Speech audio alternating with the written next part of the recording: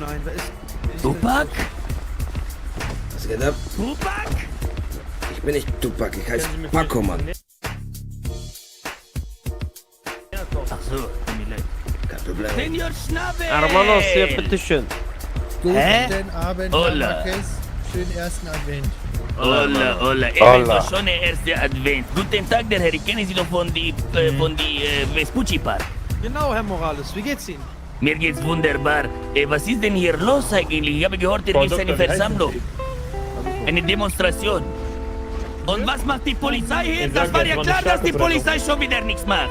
Das war klar, dass die Polizei auf die Bürger scheißt. Kann man so sagen.